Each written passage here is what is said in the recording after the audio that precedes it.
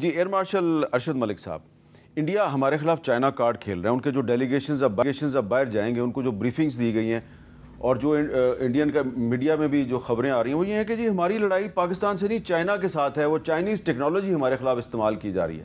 آپ کے خیال میں یہ انڈیا کا جو چائنا کارڈ ہے یہ ہمیں ہرٹ نہیں کرے گا؟ میرے خیال میں بالکل ہرٹ نہیں کرے گا. سب سے پہلے تو ہر ملک جو ہے وہ 2 دفعہ سوچے گا کہ اپنی مزید میں نے بے عزتی کروانی ہے ان کے ہاتھوں یا نہیں. پہلی بات تو یہ. دوسری بات یہ کہ ہمیں پاکستان ایئر فورس اور پاکستان آرم فورسز ہم اس کے لیے تیار ہیں. میں آپ کو پہلے بھی بتا چکا ہوں کہ یہ تو 2 دن کا واقعہ تھا. خدا نہ خواستہ یہ بڑھتا تو ہم ایسے اپنے آرسنل میں سے چیزیں نکالتے جو کہ اس کے لیے مزید سرپرائز ہوتے. ہندوستان کے پاس رشین ٹیکنالوجی ہے، اسرائیل کی ٹیکنالوجی ہے، امریکہ کی ٹیکنالوجی ہے، فرانس کی ٹیکنالوجی ہے، اب برطانیہ کی ٹیکنالوجی بھی اس کے پاس ہے. تو کون سا ملک رہ گیا جو اس کے پاس ٹیکنالوجی نہیں؟ تو اب وہ اگر F-35 لے کے آئے گا، پہلے تو میں پھر بڑے وثوق سے کہہ سکتا ہوں کہ انڈین ایئر فورس اگلے 10 سال تک نہیں اٹھ سکتی، جو آپ نے ان کا حشر کر دیا اللہ کی مہربانی سے. لیکن اگر وہ نہیں اٹھ سکتی تو اس کے باوجود وہ پھر پاکستان کے خلاف دوبارہ جارحیت کے منصوبے کیوں بنا رہے ہیں؟ اس لیے کہ انہوں نے اپنا ایک نیریٹو اور اپنا ان ہاؤس جو الیکشن آنے والے ہیں ایک پولیٹیکل وکٹری تو لے. اوکے. سو میرے خیال میں انڈین ایئر فورس تو اس قابل نہیں رہے گی. ٹھیک ہے.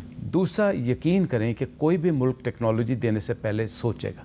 تیسری بات، آپ جمع خاطر رکھیں، اپنی آرم فورسز پہ جمع خاطر رکھیں، اپنی فضائیہ پہ خاص طور پر جمع خاطر رکھیں. ابھی کچھ چیزیں ایسی ہیں جو کہ چائنا نے تو ہمیں دے دیں، بٹ اس کا استعمال کا طریقہ جو ہم نے سیکھا ہوا ہے یا ہم نے جو تیار کیا ہوا ہے، جب وہ ان کے سامنے آئے گا تو ان کے ہوش ٹھکانے نہیں. آپ بٹوین دی لائن بہت سی باتیں کر گئے ہیں اور میں اس کو کریدنے کی کوشش نہیں کرتا ڈیٹیلز کی. بالکل نہیں کرنی چاہیے. لیکن یہ بتائیں سر کہ کیا یہ درست نہیں ہے کہ بٹھنڈا سے لے کے آدم پور تک ایئر فورس نے بھی اٹیک کیا ان کے ایئر بیسز کو، لیکن پاکستان آرمی نے بھی میزائل مارے؟ بالکل مارے. جی بالکل. تو پھر میرا جو آپ سے سوال ہے وہ یہ ہے کہ اس صورتحال میں ایٹمی جنگ کا خطرہ نہیں ہو جائے گا؟ حامد بھائی، ہم نے ہمیشہ جو ریسٹرین کیا نا، ہم نے جو آرمی کے ساتھ مل کے جو میزائل اٹیک کیے، اگر آپ اس کی ڈیٹیل میں جائیں تو جو انہوں نے LOC کے اوپر اٹیکس کیے ہمارے محافظوں پہ، ہماری گن شپس پہ، اس کی ریٹیلیشن تو جانی تھی.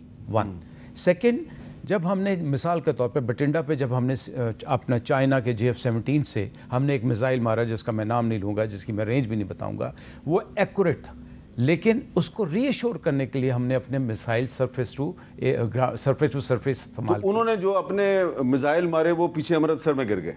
کچھ انہوں نے جان بوجھ کے گرائے. اور وہ اس لیے گرائے کہ وہ اپنے ہندوستان کے اندر ہمیشہ انارکی پھیلاتے ہیں. آپ بھول گئے انہوں نے اپنے ہی کرسچینس کو جو مارا تھا؟ آپ بھول گئے انہوں نے اپنے ہی مسلمانوں کو، ہم ہندوستان کے مسلمان تو نہیں ہیں، انہوں نے انہی مسلمانوں کو کیا تھا اور پھر سکھوں کو ہمارے خلاف کرنے کی کوشش کی. تو میں پھر ایک بات دہراؤں گا کہ ہمارا جو ریزالو ہے اس کو ڈیفیٹ نہیں کیا جا سکتا. بالکل ٹھیک ہے. ہمارے بچوں کو خدا نخواستہ آپ نقصان پہنچا سکتے ہیں، بٹ ہمارے ریزالو کو چیلنج نہیں کر سکتے. میں آپ کو پتہ ہے فلسطینی بچوں کے ساتھ، غزہ کے بچوں کے ساتھ الخدمت فاؤنڈیشن سے کام کرتا ہوں. وہ کہتے ہیں کہ آپ انسان کو مار سکتے ہیں، آئیڈیا کو نہیں مار سکتے. میں وہی بات دہراؤں گا حامد بھائی کہ آپ ہمارے بچوں کو نقصان پہنچا سکتے ہیں، آپ ہمارے ریزالو کو نہیں. اچھا طلال چوہدری صاحب، آخر میں یہ بتائیں کہ کیا اب اگر انڈیا کے دوبارہ حملے کا خطرہ بھی موجود ہے تو پھر پاکستان میں پولیٹیکل سٹیبلٹی کی ضرورت نہیں ہے؟ دیکھیں، یہ ثابت ہو گیا ہے کہ جتنے مرضی ڈفرینسز ہوں گے، جب جنگ ہوگی تب ہم ایک ہوں گے. یہ اچھی بات کی آپ. تو بس باقی یہ ہمارے ڈفرینس ہیں، یہ رہیں گے. یہ ہم نے دیکھا قومی اسمبلی میں ایک بل پاس ہوا، آپ اور پیپلز پارٹی سپورٹ کر رہے ہیں، JUI نے واک آؤٹ کر دیا. تو کامران صاحب، اس کا مطلب واک آؤٹ کا مطلب یہ تو نہیں ہے کہ سٹیبلٹی نہیں ہے پاکستان میں؟ نہیں، دیکھیے، جہاں پاکستان کا مسئلہ ہوگا ہم ساتھ ہوں گے. آپ نے دیکھا کہ یہ جب ٹرینڈ سیٹل ہوا تھا تو یہ مولانا کی اسپیچ کے ساتھ سیٹل ہوا تھا، اور انہوں نے جو ہے نا سب سے پہلے انہوں نے کہا کہ اب ہم اختلاف کوئی نہ حکومت سے کریں گے، نہ ریاست سے کریں گے، نہ اداروں سے کریں گے. جتنے دیر لڑائی رہی ہے ہم اس کے ساتھ کھڑے رہے ہیں. باقی یہ جو معاملہ تھا، یہ بل والا معاملہ تھا، یہ ہم سمجھتے تھے کہ خلاف اسلام ہے. حضرت عائشہ والا معاملہ, ہم توبہ نعوذ باللہ نبی کریم سے تو عقل مند نہیں ہو سکتے, ہم حضرت ابو بکر صدیق سے تو بہتر نہیں ہو سکتے جو حضرت عائشہ کا والد تھے. تو ہم صرف یہ کہہ رہے تھے کہ اس کو بھجواؤ اسلامی نظریاتی کونسل, اوپینین لے لیجیے. وہ اوپینین نہیں انہوں نے لینا چاہا, انہوں نے کہا کہ شاید. چلیں, یہ ایک سینسٹیو معاملہ ہے, اس پہ پھر کسی وقت بات کر لیں گے. آپ تینوں کا بہت بہت شکریہ. اور میں آخر میں صرف یہی عرض کروں گا کہ پاکستان کی ریاست اور حکومت کے پاس ایسے ثبوت موجود ہیں جن سے یہ ثابت ہوتا ہے کہ پاکستان کے اندر جو دہشت گردی ہوتی ہے اس کے پیچھے بھارت اور اس کی پراکسیز کا بہت ہی اہم کردار ہے. بلکہ بھارت کا جو کردار ہے اس کے بارے میں تو واشنگٹن پوسٹ سمیت بہت سے جو عالمی اخبارات ہیں وہ بھی ایکسکلوسیو سٹوریز جو ہیں وہ شائع کر چکے ہیں.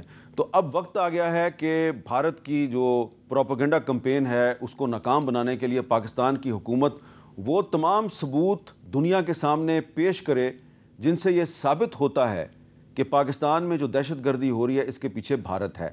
اور اب آپ سوچ رہے ہوں گے کہ یہ اگر حامد میر کو پتہ ہے تو حکومت ثبوت کیوں نہیں سامنے لا رہی؟ تو شاید حکومت ثبوت لانے والی تھی, لیکن پھر بیچ میں انڈیا پاکستان کنفنٹریشن آ گئی جس کا ذکر کہ طلال چودھری صاحب نے بھی کیا. تو اب وقت آ گیا ہے کہ یہ تمام ثبوت دنیا کے سامنے پیش کیے جائیں.